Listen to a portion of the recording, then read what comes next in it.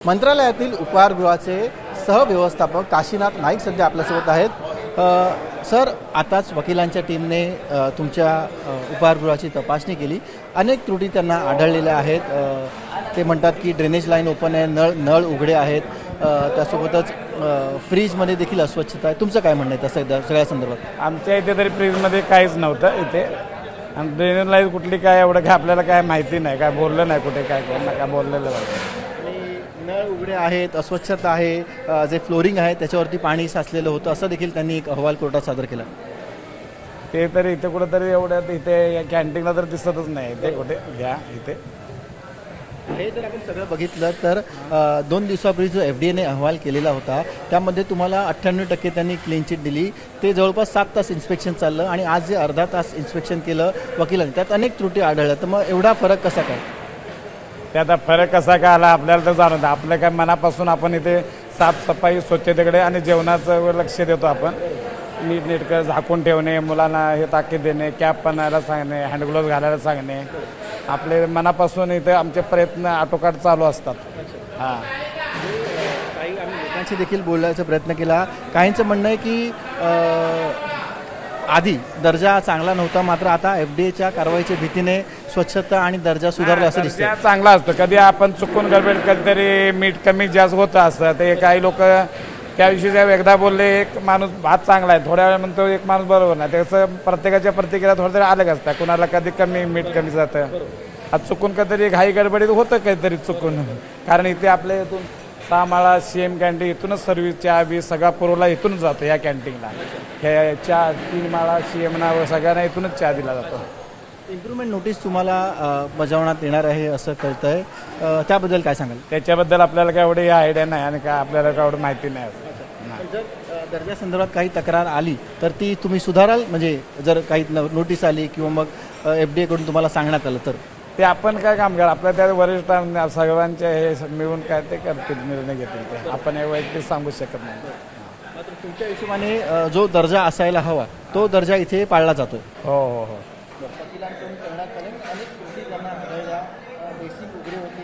Basin उघडे होते, fridge घाणेरड होते. सर, खूप चांगला प्रश्न तुम्ही उपस्थित केला की बघा, हे फूड आहे हायजेनिक, हे तर सगळीकडे पाहिजेत. आणि काय झालं होतं की मोठ्या हॉटेलमध्ये आणि मोठ्या ठिकाणी आपल्या रेड वगैरे पडली होती. पण गव्हर्नमेंटच्या ह्याच्यामध्ये पण असं रेड पडणं फार आवश्यक आहे. आणि आता बघा, हे खाण्याचं आहे, दुसऱ्या कुठल्या ह्याच्यात असतं तर चालेल, पण खाण्याच्यात कॉम्प्रोमाइज आपण नाही करू शकत ना. हायजेनिक तरी पाहिजे, बेसिक हायजेनिक, बेसिक फूड्स, स्वच्छता. फूडमध्ये तर स्वच्छता फार आवश्यक आहे. ते हो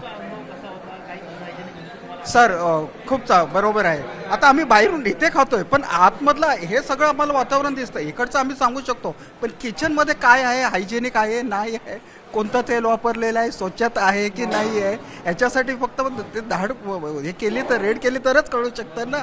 असं आहे ते. खाण्याचा दर्जा ठीक आहे, म्हणजे एकदम पण हे नाही, पण ठीक आहे, चांगला आहे दर्जा. पण हायजेनिक हे आहे ना, हे फार महत्त्वाचं यात आहे. आणि गव्हर्नमेंटच्या ह्याच्यात पण असं झालं पाहिजे. आत्ताच माझ्या मित्रानं सांगितल्याप्रमाणे फूड, ज्याला आपण अन्न म्हणतो, अन्न वस्त्र निवाऱ्यामध्ये अन्नाला प्राथमिकता दिली पाहिजे. आत्ताच मुंडे साहेबांनी मागे 4-5 आत्ता हे रेस्टॉरंट बंद पाडले.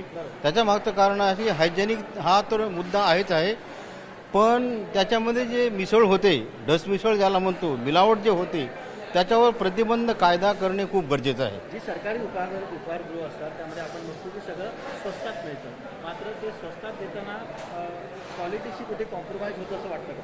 हो, वाटतं. कारण मी आता ते साहेबांनी थोडं स्नॅक्स खाल्ले, पण मी लंच केला. त्या लंचमध्ये चण्यामध्ये मला खरखरपणा जाणवला एक गोष्ट. आणि त्यांचं जे स्वीट होतं ना, ते तुपासारखी हाताला लेअर होती, पण ते तूप होतं का काय होतं ते आज किचनमध्ये बघितल्याशिवाय आम्हाला कळणार नाही. म्हणून हे आरोग्याशी आजकाल जे चाललेलं आहे सगळे रेस्टॉरंटमध्ये किंवा खानावळीमध्ये, सरकारी असो निम सरकारी असो, तिथे हे सगळ्या मोठ्या प्रमाणामध्ये आपल्याला पाहायला मिळतं. दर्जा माझ्या माहीत चांगला म्हणण्यापेक्षा मध्यमपेक्षा थोडा हे होता, पण तसा म्हणावा तसावा त्या पैशाच्या मानाने दर्जा नाही आहे. आणि मी दिव्यांग क्षेत्रात गेली 35 वर्ष कार्य करतो आहे. मी जनता दल पक्षाचा दिव्यांग प्रदेश अध्यक्ष आहे. मी मॅनेजरला जाऊन सांगितलं, नियमाने शासनाच्या नियमाच्या हे ज्याला पर्सेंटेज म्हणतो एम्प्लॉईचं, तुमच्याकडे मला एकच माणूस दिसतं. मागच्या वेळेस मी त्यांना बोललो होतं, कर्णबधीर अंध अशा 2 कॅटेगरीतले कमीत कमी 2 इथे लोक घेण्यासाठी मी त्यांना विनंती केलेली आहे. मी 15 नंतर आलो आहे. आज बघितलं तर स्वच्छता मला बरीचशी चांगली दिसली. नाश्ता वगैरे चांगला भेटला, चाय पाणी सगळं व्यवस्थित. आज आपणाला तर मनाचं समाधान वाटते. 15 दिवसापूर्वी काही रेडचा धोका नव्हता, एनडीएची कारवाई सुरू नव्हती. कारवाई सुरू झाली त्यानंतर स्वच्छता वाढली असं वाटतं. बदल बिलकुल हो झालेला आहे. काय वाटतं आधी कशी परिस्थिती आता काय? नाही आता छान झाले. आता गोंधळ नाही, स्वच्छता आहे, टापटीप नीटनेटकेपणा दिसतोय आणि सामान्यासाठी चांगलं उपहारगृह आता झालेलं आहे. परंतु नियंत्रण असणं आवश्यकच आहे. 15 दिवसापूर्वी तुम्ही जेव्हा आलेला तेव्हा काय परिस्थिती होती? होती परंतु असं नव्हतं. 15 दिवसापूर्वीची काय परिस्थिती होती? म्हणजे बराचसा बदल झालेला आहे. 15 दिवसापूर्वी काय स्थिती होती? थोडं नीटनेटकेपणा सुटकेस म्हणजे पडल तिथं पडल. त्याच्यानंतर जिथं म्हणजे अशा त्रुटी होत्या तरी आता मला बऱ्याचशा चांगल्या. हां काय होत्या 15 दिवसापूर्वीची अवस्था काय? नाही होतं तसं म्हणजे अस्वच्छपणा होता बऱ्याच प्रमाणात, पण आता खूप छान दिसते आज. रेडच्या भीतीने स्वच्छता वाढली असं वाटतं. रेडच्या भीती तसे म्हणताय. हां रेडच्या भीतीमुळे ते तर आहे ना, असं पाहिजेच ना. ते त्याच्यामुळे बदल आहेच आहे असं म्हणता येणार. FDAचा फार मोठा परिणाम आहे, चांगला परिणाम आहे. FDAचं आपण स्वागतच करू. नाही आम्ही तर येतो नेहमीच, आमची ड्युटीच असते इथे. पण नाश्ता वगैरे व्यवस्थित असतो. असं स्वच्छता वगैरे ते नेहमी दर शनिवार रविवार साफसफाई असते. पूर्ण आठवड्याला पण साफसफाई व्यवस्थित असते. कर्मचारी पण खूप चांगली कामं करतात. असं काय त्यांना दोष देता येणार नाही. असं म्हटलं जातं आहे की 15 दिवसापूर्वीची परिस्थिती वेगळी होती. आता जेव्हा एनडीएची रेड पडेल त्यानंतर ही स्वच्छता सगळी दिसून येते. नाही, थोडासा तर फरक पडला आहे, एवढं तर आहेच. पण स्वच्छता पूर्वी असते, पण कशी 75% होते, आणखीन 25% वाढले. म्हणजे आता 100% स्वच्छता क्लिअर झाली आहे असं म्हणणं आहे.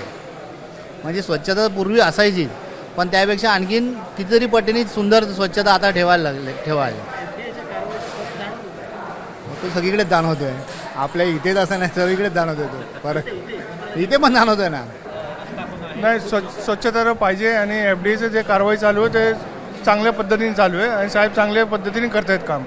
हो एफडीएच्या कारवाईचा असर जाणवतोय. हो जाणवतो. पहिल्यापेक्षा आता साफसफाईमध्ये फरक आहे. मंत्रालयामध्ये 2 उपहारगृह आहेत आणि दोघांची आता काळापूर्वी पडताळणी ही वकिलांच्या एका पथकाने केलेली होती आणि त्यांना ज्या काही त्रुटी आढळल्या त्या सगळ्याचा त्यांनी सविस्तर कोर्टामध्ये लेखाजोखा मांडला आणि त्यानंतर आपण बघतोय की आता याही उपहारगृहाला इम्प्रूव्हमेंट नोटीस येण्याची शक्यता आहे. व्हिडिओ जर्नलिस्ट अनिल संगरेसह सचिन गाड, ABP माझा, मुंबई. ABP माझा, उघडा डोळे बघा नीट.